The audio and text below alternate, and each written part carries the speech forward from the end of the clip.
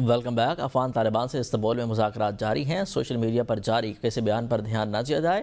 دفتر خارجہ کے ترجمان طاہر حسین اندرابی نے ہفتہ وار نیوز بریفنگ میں بتایا کہ پاکستان کا موقف واضح ہے کہ افغان سرزمین دہشت گردی کے لیے استعمال نہ ہو۔ پاکستان نے ثالثوں کو شواہد پر مبنی مطالبات حوالے کر دیے ہیں۔ ثالث افغان طالبان کے ساتھ ہمارے مطالبات پر نقطہ بہ نقطہ بات چیت کر رہے ہیں۔ مذاکرات میں ثالثوں نے پاکستان کے موقف کی مکمل تائید کی ہے۔ طاہر حسین اندرابی نے مزید کہا کہ سندھ طاس معاہدے کی خلاف ورزی کسی صورت قابل قبول نہیں۔ پانی پاکستان کی بقا کا مسئلہ ہے۔ مقبوضہ جموں و کشمیر کے لوگ بھارتی سرپرستی یافتہ دہشت گردی کا سامنا کر رہے ہیں۔ پاکستان اسرائیل کی طرف سے غزہ جنگ بندی کی خلاف ورزیوں کی مذمت کرتا ہے۔ غزہ امن منصوبہ پائیدار امن قائم کرنے کی کوشش ہے۔ اسرائیلی افواج کے فلسطینی علاقوں سے انخلا کا مطالبہ کرتے ہیں۔ وزیر دفاع خواجہ آصف نے کہا ہے کہ ہمیں اقوام متحدہ سمیت کسی کی مداخلت کی ضرورت نہیں ہے۔ پاکستان کی افغانستان اور اس خطے کی ضرورت ہے جو کہ امن ہو۔ جو بھی وہ زبانی یقین دہانیاں کروا رہے ہیں، اگر وہ کسی معاہدے کا حصہ بن جاتی ہیں تو دونوں ممالک اور خطے کے لیے بہت اچھا ہوگا۔ ہم چاہتے ہیں تجارت ہو اور خوشحالی ہو۔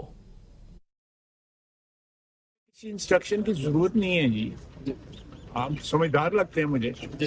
یہ ہماری ضرورت ہے، افغانستان کی بھی ضرورت ہے، ہماری بھی ضرورت ہے، اور اس ریجن کی، اس خطے کی بھی ضرورت ہے کہ ہم کا تاکہ کوئی یہاں پہ تجارت ہو، کوئی کنیکٹیوٹی ہو، یہ ساری چیزیں یہ اس خطے کی خوشحالی کے لیے ایک بڑی لازم چیز ہے۔ اس کے لیے ہم کوشش کر رہے ہیں۔ اگر چیزیں جو ہیں جو بھی وہ گارنٹیز دے رہے ہیں، زبانی گارنٹیز جو دے رہے ہیں، اگر وہ ان رائٹنگ اور ایک معاہدے کا حصہ بن جاتی ہے تو مشکل۔ سابق وزیراعظم آزاد کشمیر راجہ محمد فاروق حیدر خان نے کہا ہے کہ حکومت اور انتظامیہ مکمل طور پر کنٹرول کھو چکی ہے۔ آزاد کشمیر کا انتظامی نظام شدید بحران کا شکار ہے۔ پولیس اور انتظامیہ کام کرنے سے ہچکچا رہی ہے۔ وزیراعظم انوار الحق کے پاس اکثریت نہ رہی اور نہ ہی عہدے پر رہنے کا اخلاقی جواز ہے۔ انہیں فوری طور پر استعفیٰ دے دینا چاہیے۔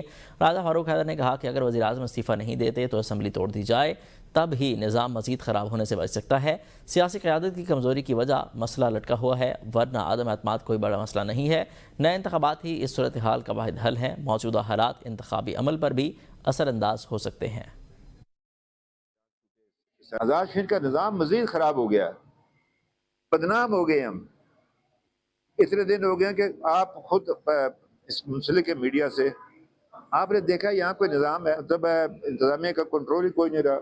جو پولیس والوں کے ساتھ ہوا ہے پچھلی ہڑتال کے اندر، تو میرا نہیں خیال کہ کوئی پولیس والا جو ہے وہ حکومتی احکامات کی تعمیل میں تو وہ کوئی ایسی بات کرے گا۔ میں اپنے ایک ساتھی وزیر کے ساتھ ہو کر، ایک وزیر صاحب ابھی بھی ہے، ان کے گھر گیا، ادوار صاحب تشریف لائے ہوئے، ان کو میں نے کہا آپ اسمبلی توڑ دیں، اس سے جان چھوٹے اس سارے مخبصے سے۔ انہوں نے کہا اسمبلی نہیں توڑتا، میں نے ادھر سے جنم لیا۔ یہ وہ لمبی باتیں بہت کرتے ہیں۔ سیاسی قیادتوں کی کمزوری کی وجہ سے، جتنی بھی آزاد کشمیر کے اندر سیاسی قیادتیں ان کی کمزوری کی وجہ سے یہ معاملہ جو ہے لٹک گیا، ورنہ یہ کون سیاسی بات ہے۔ پی ٹی آئی رہنما اسد قیصر نے کہا ہے کہ جے یو آئی کے سربراہ مولانا فضل الرحمان نے اپوزیشن لیڈر کی حمایت کا اعلان کیا ہے۔ اپوزیشن مشترکہ طور پر ان حالات کا مقابلہ کرے گی۔ مولانا فضل الرحمان کا رویہ ہمارے ساتھ اچھا تھا، کھل کر کہا کہ 27ویں آئینی ترمیم کی بھرپور مخالفت کریں گے۔ ہم اپنی تحریک لانچ کر چکے ہیں، حیدرآباد سے شروع ہوگی۔ بولے ایسے کسی فارمولے کا فائدہ نہیں جب تک بانی پی ٹی آئی سے مشاورت نہیں ہوگی۔ ملک میں نئے انتخابات ہوں گے تو سیاسی استحکام تبھی آئے گا۔ ڈسکشن ہوئی اور اس پہ یہ طے ہوا کہ اپنے اپنے پارٹیوں میں مشاورت کرے، اور پھر جو بھی پارٹی اپنا ایک وہ بنائے گی، تجاویز سامنے رکھے گی، تو اس کے بعد جو ہے نا ہم مشترکہ طور پر اپوزیشن جو ہے نا اس حالات کا مقابلہ کرے گی۔ بالکل کھل کر کہا کہ ہمیں مضبوط طریقے سے اس کو اپوز کرنا چاہیے۔ دیکھو ہم تو اپنا ایک تحریک لانچ کر چکے ہیں۔ 14 کو ہمارا ارادہ ہے کہ حیدرآباد سے ہم جلسہ شروع کر رہے ہیں۔ فارمولہ جو بھی ہو اس پہ سب سے پہلے جو ہے نا آمادگی عمران خان کی ہے۔ سپریم کورٹ کراچی رجسٹری میں 27ویں آئینی ترمیم کے خلاف درخواست دائر کر دی گئی۔ درخواست میں وفاقی حکومت، چیئرمین سینٹ اور اسپیکر قومی اسمبلی سمیت دیگر کو فریق بنایا گیا۔ بیرسٹر علی طاہر کی جانب سے سپریم کورٹ کراچی رجسٹری میں درخواست دائر کی گئی ہے۔ درخواست میں موقف اختیار کیا گیا کہ مجوزہ ترمیم سپریم کورٹ اور ہائی کورٹ کے دائر اختیار کو محدود کرنے کی کوشش ہے۔ عدالتی نظر ثانی آئین کا بنیادی اور ناقابل تنسیق حصہ ہے۔ اگر اعلیٰ عدلیہ کے اختیارات کو محدود کیا گیا تو سپریم کورٹ اور ہائی کورٹ آئینی معاملات سننے کے قابل نہیں رہیں گی۔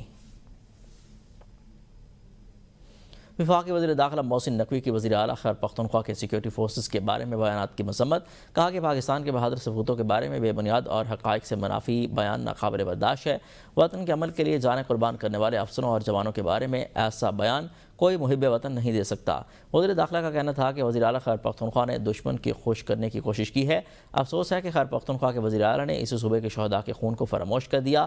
کوئی بھی محب وطن ایسا بیان دینے کا سوچ بھی نہیں سکتا۔ انہوں نے کہا کہ ان فورسز نے اپنی جانوں کو قربانی دے کر وطن میں امن قائم کیا ہے۔ سیکورٹی فورسز کی لازوال قربانیوں کو پوری قوم اور دنیا تسلیم کرتی ہے۔ ان کا کہنا تھا کہ وزیر اعلیٰ خیبر پختونخوا کو سیکورٹی فورسز کے خلاف اشتعال انگیزی پر قوم سے معافی مانگنی چاہیے۔ 27ویں ترمیم کو مسترد کرتے ہیں۔ 26ویں ترمیم کے موقع پر مسٹر اور مولانا ایک ہو گئے اور نتیجہ عدلیہ کی غلامی کی صورت میں نکلا۔ جماعت اسلامی کے امیر حافظ نعیم الرحمن کا سوات میں تقریب سے خطاب، کہا کہ پاکستان کو آئینی ترمیم کی نہیں تعلیم کی ضرورت ہے۔ اب 27ویں ترمیم پر بھی آنیاں جانیاں لگ گئی ہیں، نتیجہ پھر عوام کے استحصال کی صورت میں نکلے گا۔ امیر جماعت اسلامی کا کہنا تھا کہ کے پی میں 12 برس سے ایک ہی جماعت حکمرانی کر رہی ہے اور صوبے میں 50 لاکھ بچے سکولوں سے باہر ہیں۔ صوبائی حکومتوں کا 1200 ارب روپے کا تعلیمی بجٹ کرپشن کی نظر ہو جاتا ہے۔ نئی نسل حکمران کے خلاف متحد ہو جائے اور ان سے اپنا حق مانگے۔ حکومت نے تمام اداروں کو پاکستان سیکیورٹی سٹینڈرڈز اپنانے کی ہدایت کر دی ہے۔ سائبر سیکیورٹی نظام کو مضبوط بنانے کے لیے فوری عمل درآمد کی ضرورت ہے۔ National computer emergency response team کی ایڈوائزری جاری کر دی ہے۔ دفاعی شعبہ دسمبر 2025 تک پاکستان سیکیورٹی سٹینڈرڈز پر مکمل عمل درآمد شروع کر دے گا۔ ایڈوائزری کے مطابق قومی ڈیجیٹل ڈھانچے کا تحفظ اور سائبر حملوں سے بچاؤ حکومت کا ہدف ہے۔